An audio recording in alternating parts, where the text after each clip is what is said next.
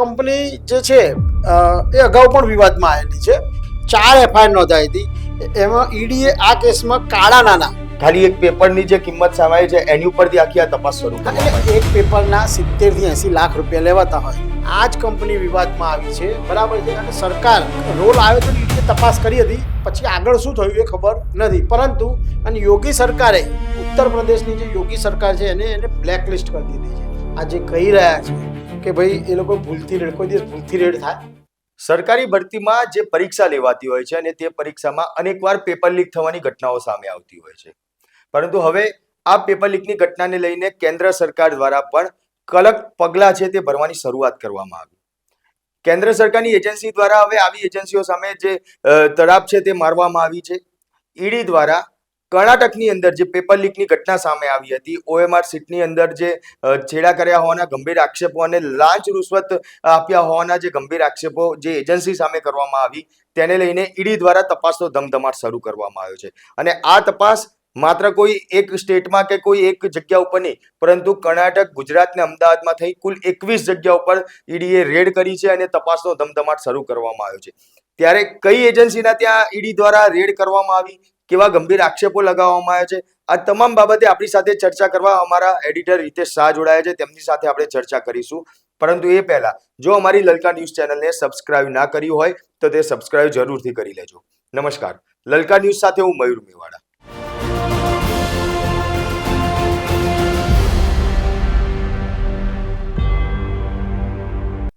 રિતેશભાઈ, ED દ્વારા અમદાવાદમાં ધામા નાખવામાં આવ્યા છે. માત્ર અમદાવાદ નહીં, ગુજરાતમાં બી અનેક જગ્યા અને કર્ણાટકમાં પણ આ ધામા નાખવામાં આવ્યા. કર્ણાટકની એક પરીક્ષા હતી જે વેટરનરી ઓફિસરની આ પરીક્ષા હતી અને ત્યાં પેપર લીક થયા હતા જાન્યુઆરી 2026માં. ઈડી આ કેસની અંદર ઇન્વોલ્વ થઈ છે. ઈડીને ઇન્વોલ્વ થવાનું કારણ શું અને તપાસ કેટલી જગ્યાએ હાલ ચાલી રહી છે?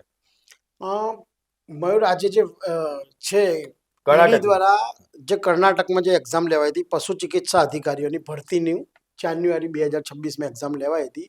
એ એક્ઝામમાં કંઈક પેપર ફૂટી ગયું હતું અને બહુ મોટી ગેરરીતિ થઈ હતી. અને એવા આક્ષેપ કરવામાં આવ્યા હતા કે પેપર જે ફૂટી જાય એના 70 થી 80 લાખ રૂપિયા એક વ્યક્તિ પાસેથી લેવામાં આવ્યા હતા.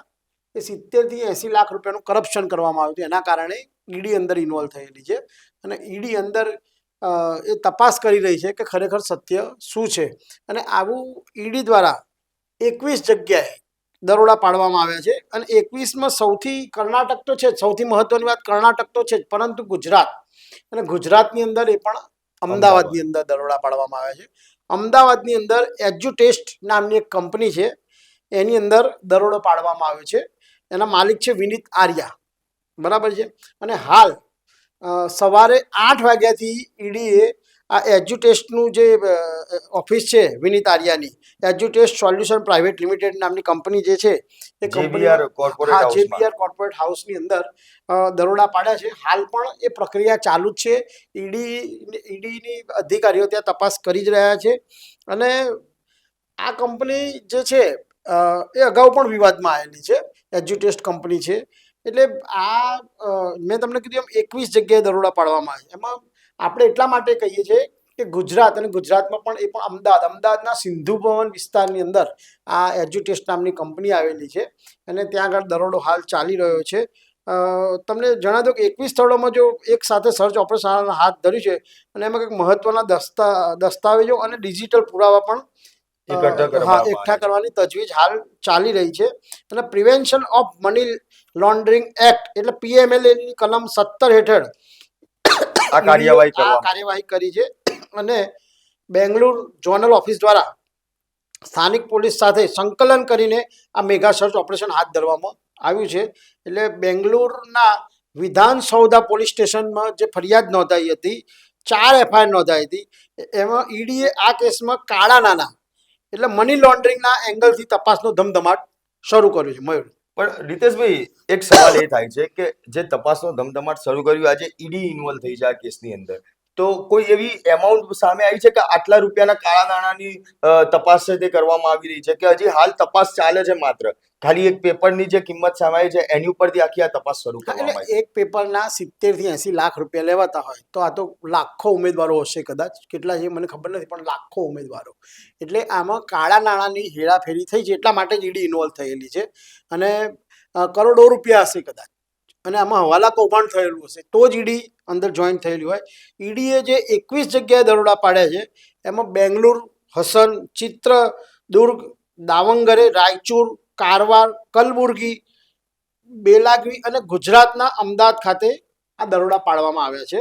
અને આ દરોડામાં કેપીએસસીની મુખ્ય ઓફિસ અને સસ્પેન્ડેડ એપીએસસીના ચેરમેન શિવ શંકરપ્પા એસ શાહુકારનું નિવાસસ્થાન, કે જે કેપીએસસીના સભ્ય શાંતા હોસમની વચેટિયાઓ અને ગેરરીતિ પસંદ પામેલા કેટલાક ગેરરીતિથી જે પસંદ અધિકારીઓ પામેલા જે લોકોના ઉમેદવારો જે છે, ઉમેદવારો જે છે, તેમજ અમદાવાદ સ્થિત એજ્યુટેસ્ટ સોલ્યુશન પ્રાઇવેટ લિમિટેડ નામની કંપની છે એ પણ શંકાના દાયરામાં છે. અને ઈડી એમને નહીં ત્રાટકી હોય. જો કે તમે કીધું એમ ઈડી ત્યાં આગળ તમે તપાસ કરી તો ખરેખર તમને શું જાણવા મળ્યું એ પણ તમે જરા બિલકુલ. જણાવી શકો. જ્યારે લલકા ન્યૂઝની ટીમ જે જેબીઆર કોર્પોરેટ હાઉસ છે કે જ્યાં ઈડી દ્વારા જે તપાસ કરવામાં આવી રહી છે, ત્યાં રેડ કરવામાં આવી છે, ત્યાં આગળ પહોંચી હતી.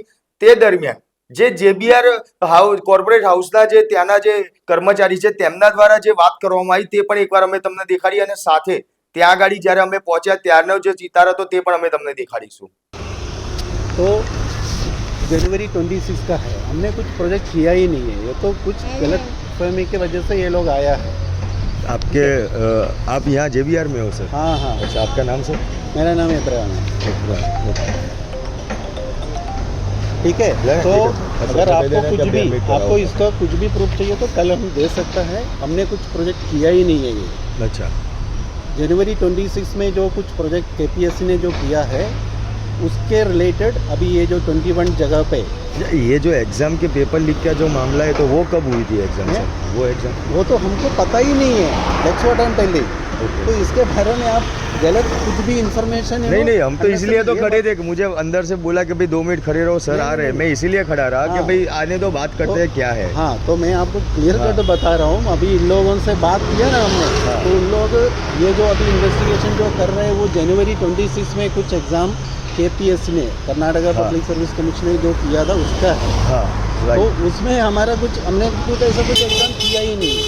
अच्छा, आपके वहाँ से ऐसा हमने कुछ एग्जाम किया ही नहीं है. Okay. 100% उसका जो भी રીતેશભાઈ, જે આ એજ્યુટેસ્ટ પ્રાઇવેટ લિમિટેડ જે કંપની છે, આ કંપની ઉપર ભૂતકાળમાં બી આરોપો લાગેલા છે. કઈ કઈ જગ્યાએ આરોપો લાગ્યા હતા એ કોઈ માહિતી સામે આવી છે અત્યાર સુધીમાં? એટલે હા, એ વાત ઘણી બધી ઇન્ફોર્મેશન બહાર આવેલી છે. કારણ કે આ એજ્યુટેસ્ટ જે કંપની છે, એજ્યુટેસ્ટ સોલ્યુશન પ્રાઇવેટ લિમિટેડ નામની, એ કદાચ વિવાદોમાં રહેવા માટે ટેવાયેલી હોય એવું લાગી રહ્યું છે. કારણ કે આ ત્રીજી વખત, એક બે નહીં પરંતુ ત્રીજી વખત આ જ કંપની વિવાદમાં આવી છે, બરાબર છે. અને સરકાર આ લોકોને પેપર બનાવવા આપે છે તો ખરેખર સરકારે પણ વિચારવું જોઈએ કે આવી જે વિવાદિત કંપનીઓ છે એમને કેમ કોન્ટ્રાક્ટ આપે છે. એજ્યુટેસ્ટ કંપનીની જો તમને જણાવી દઉં, બિહારમાં 2023માં જે પેપર લેવાયું હતું, એસટીઈટીનું જે પેપર લેવાયું હતું, સ્ટેટ ટીચર એલિજિબિલિટી ટેસ્ટ, એની એક્ઝામ લેવાઈ હતી અને એની અંદર પણ કૌભાંડ થયું હતું. એ વખતે પણ આ વિનીત આર્યાની કંપની છે એજ્યુટેસ્ટ સોલ્યુશન પ્રાઇવેટ લિમિટેડ, એ વખતે એ પણ વિવાદમાં હતી અને એના કારણે એક્ઝામમાં વિવાદ થયો હતો. ઓછા ગુણ ધરાવતા જે લોકો હતા, ઓછા ગુણને નાપાસ થયેલા ઉમેદવારો હતા. નાપાસ થયેલા જે ઉમેદવારો હતા એમને ક્વોલિફાઈડ જાહેર કરી દીધા હતા. અને એની અંદર આનો કંઈક રોલ આવ્યો હતો, ઈડીએ તપાસ કરી હતી. પછી આગળ શું થયું એ ખબર નથી. પરંતુ આ એજ્યુકેટ જે કંપની છે એજ્યુટેસ્ટ, એ આ 2023માં પણ વિવાદમાં આવી હતી. આ ઉપરાંત 2024માં યુપીમાં જ્યારે પોલીસ કોન્સ્ટેબલની એક્ઝામ લેવાઈ હતી અને 46 કે 48 હજાર પોલીસ કર્મચારીઓના એ વખતે ઇન્ટરવ્યુ હતા અને લાખો લોકો ત્યાં આગળ પહોંચ્યા હતા પેપર આપવા માટે, બરાબર છે. એ વખતે આ જ કંપનીની ગંભીર ચૂક બહાર આવી હતી, બરાબર છે. અને યોગી સરકારે, ઉત્તર પ્રદેશની જે યોગી સરકાર છે એને બ્લેકલિસ્ટ કરી દીધી છે. બિલકુલ, બિહારમાં પણ આ વસ્તુ થઈ હતી. બિહારની જે વખતની જે બીએસઈબી જે સંસ્થા છે જે સરકારી સંસ્થા છે તેના દ્વારા પણ આ કંપનીને 3 વર્ષ માટે 2023માં બ્લેકલિસ્ટ કરી હતી, કારણ કે જે ક્વોલિફાઈડ વિદ્યાર્થીઓ જાહેર કરવામાં આવ્યા હતા તેની અંદર કૌભાંડ આચર્યું હતું, અને જે વિદ્યાર્થીઓનો જે તેમના જે ગુણ હોવા જોઈએ તેના કરતા ઓછા ગુણ અને નાપાસ થયેલા વિદ્યાર્થીઓ હોય તેવા લોકોને જે ક્વોલિફાઈડ કર્યા હતા, એટલે ક્યાંક આની અંદર મોટે જે નાણાકીય વ્યવહાર થયો હોય તેવી શંકા બિહાર સરકારને પણ લાગી હતી, અને બિહાર સરકાર દ્વારા પણ આની તપાસ શરૂ કરવામાં આવી આ કંપનીની. સાથે સાથે યોગી સરકારે 2024માં પણ આ કંપની વિરુદ્ધ અને ખાસ વિનીત આર્યા વિરુદ્ધ તપાસ છે તે શરૂ કરી હતી. તપાસનો અંતે શું સામે આવ્યું, રિપોર્ટ શું કરવામાં આવ્યો એ તો હજી જાહેર નથી થયો, પરંતુ આ કંપની સામે 2 વાર તો વિવાદ મોટા છેડાઈ ચૂક્યા છે, અને જે ત્રીજી વખત આ વિવાદ છેડાયો છે. હા, એટલે ત્રીજી વાર જે આ વેટરનિટી ઓફિસર્સની જે એક્ઝામ છે, ભરતી પ્રક્રિયા હતી, એમાં OMR સીટ આવે છે, બરાબર છે, એની અંદર છેડછાડ થયેલું છે અને પેપર લીક થયેલું છે અને લાંચ રૂશ્વત જેવા ગંભીર આક્ષેપ થયેલા છે, અને 70 થી 80 લાખ રૂપિયા એક વ્યક્તિ દીઠ, એક ઉમેદવાર દીઠ 70 થી 80 લાખ રૂપિયા લેવાતા હતા, બરાબર છે. એવા આક્ષેપ આ ટેસ્ટ કંપની સામે થયેલા છે, એ અને અન્ય લોકો સામે પણ બરાબર છે. એટલે ઈડી દ્વારા એની જ તપાસ કરવામાં આવી રહી છે. એટલે કર્ણાટકમાં તો તપાસ ચાલી જ રહી છે, પણ અમદાવાદના જે આ JBR કોર્પોરેટ જે છે, કોર્પોરેટ હાઉસ, એમાં પણ ઈડી દ્વારા હાલ પણ રેડ ચાલુ જ છે. સવારે 8 વાગ્યાની આ રેડ ચાલુ છે, અત્યારે 4:30 વાગ્યા છે, ત્યાં સુધી હજુ પણ રેડ ચાલુ છે, અને એ શંકાના દાયરામાં છે. ત્યાંના અધિકારીઓ ભલે ગમે તે કહેતા હોય, એ લોકો જે છે એ લોકોનું એવું કહેવું છે, JBR કોમ્પ્લેક્સ જે હાઉસ છે, કોર્પોરેટ હાઉસ, એના જે અધિકારીઓ છે એ લોકોનું એવું કહેવું છે કે ઈડી દ્વારા કંઈક મિસ્ટેક થઈ છે, અથવા તો પોલીસ દ્વારા કંઈક મિસ્ટેક થઈ છે, પણ જો મિસ્ટેક થઈ હોય તો એ તમારે ત્યાં આવે નહીં, અને તમે લીગલી એક્શન લઈ શકો છો. ખરેખર જો ઈડીની ભૂલ હોય તો તમે એમના સામે પણ એક્શન લઈ શકો છો, ઈડીના અધિકારીઓ સામે. રીતેશભાઈ, આ તો વાત કેવી થઈ કે ચલો કર્ણાટક વાળા કેસમાં આપણે માનીએ કે કદાચ ઈડીના કે જે તપાસ અધિકારીઓ છે એમની ક્યાંક કોઈ ગેરસમજ થઈ હોય, એવું જે JBR કોર્પોરેટ હાઉસના અધિકારીઓ કહે છે એ લોકોની વાત માનીએ, પણ અગાઉ જે બિહારમાં આક્ષેપો થયા, યુપીમાં આક્ષેપો થયા અને ગંભીર આરોપો છે તેમની ઉપર, તો આટલા ગંભીર આરોપો લાગતા હોય ને ત્યારબાદ જો એવું કહે કે ભાઈ ઈડી જેવી જે એજન્સી છે, જે દેશની સર્વોચ્ચ એજન્સી કહેવાય છે, અને એની ઉપર સીધા આક્ષેપ કરવામાં આવે કે ભાઈ એમની કોઈ ભૂલ થઈ રહી છે અને ખોટી માહિતી તેમને મળી છે ને એ રેડ કરવા આવ્યા છે. આવું શક્ય બને કદી? તમે આવું જોયું છે? તમે કોઈ દિવસ સાંભળ્યું કે ઈડીએ ભૂલથી કોઈ જગ્યાએ રેડ કરી? આ જે તે કંપનીના જે છે અધિકારીઓ, બરાબર છે, એ પોતાની જાતને બચાવવા માટે આ જે કહી રહ્યા છે કે ભાઈ એ લોકો ભૂલથી રેડ, કોઈ દિવસ ભૂલથી રેડ થાય ક્યાંય પણ? સામાન્ય પોલીસ દ્વારા સામાન્ય એ નથી કરવામાં આવતી.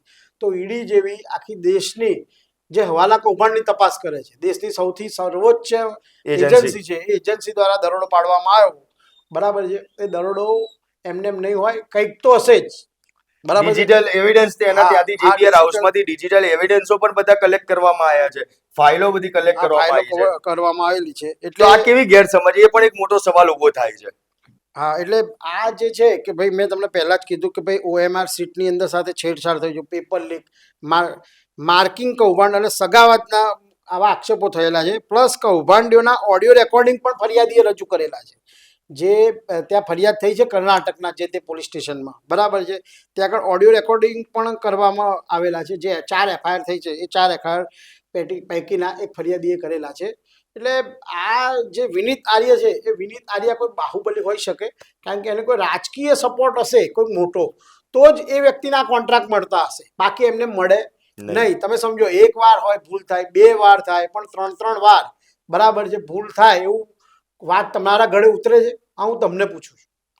એટલે આ જે વસ્તુ છે, બરાબર છે, એના સામે એક્શન લેવાવી જોઈએ અને કાર્યવાહી થવી જોઈએ. પેપર લીકના કારણે આ જેનજી જે બહાર આવ્યું હતું, બરાબર છે, આ ભલે જાન્યુઆરી 2026 બન્યો, પણ એના પહેલા જેનજી જે બહાર આવ્યું એ પેપર લીકના કારણે જ આવ્યું હતું. નીટના જે પેપર લીક થયા હતા એના કારણે, બરાબર છે. એટલે દરેક વખતે આવું થશે તો ખરેખર જે લોકો વિદ્યાર્થીઓ જે મહેનત કરે છે, જે ખરેખર ઈમાનદારીથી ભણે છે, એ લોકોને ન્યાય નહીં મળે, અને ખોટા લોકો ભરતી થઈ જશે, અને એ લોકો પછી યોગ્ય કામ નહીં કરે, અને એની અસર સીધી સામાન્ય નાગરિક ઉપર પડશે અને સરકાર ઉપર પણ પડશે. જો આવા જે છે ચીટિંગ કરીને જે પાસ થયેલા હોય એવા ઉમેદવારોની ભરતી થશે તો 100% કૌભાંડ તો થવાનું જ છે, પરંતુ જે યોગ્ય કાર્યવાહી થવી જોઈએ, જે સાચા વ્યક્તિને જે એને એ મળવી જોઈએ, જે હકદાર નોકરીનો જે નોકરી હા મળવી જે જોઈએ. ઉમેદવાર જે છે, જે ખરેખર સાચી મહેનત કરે છે, એને નહીં મળે અને લોકોનો તમારા ઉપરથી ભરોસો ઉડી જશે. બિલકુલ. આમ તો જે પ્રમાણે જેનજીઓ દ્વારા જે આંદોલન કરવામાં આવ્યું, ભલે નીટની પરીક્ષા લીક મામલે આ આંદોલન કરવામાં આવ્યું હતું અને ત્યારબાદ જે કેન્દ્રના જે આપણા એજ્યુકેશન મિનિસ્ટર છે તેમને રાજીનામું પણ આપી દીધું. સરકાર દ્વારા હવે એવું કહેવામાં આવી રહ્યું છે કે આવા પેપર લીક કૌભાંડીઓ છે તે લોકોને છોડવામાં નહીં આવે, તે લોકોની યોગ્ય તપાસ પણ કરવામાં આવશે.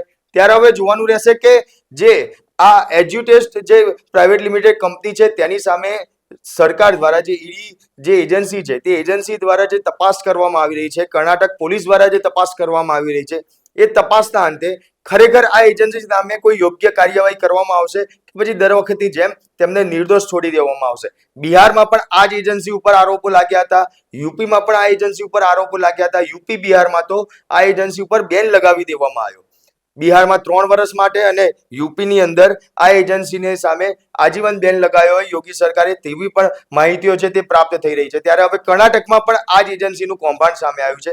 ત્યારે હવે કર્ણાટક જે કૌભાંડ છે તેની અંદર આ એજન્સી સામે યોગ્ય કાર્યવાહી કરવામાં આવશે કે નહીં તે બાબતે તમારું શું માનવું છે તે કોમેન્ટ બોક્સમાં જરૂરથી જણાવજો. આપના પોતાના પ્લેટફોર્મ લલકારને લાઈક કરો, ફોલો કરો, સબસ્ક્રાઇબ કરો અને શેર કરો.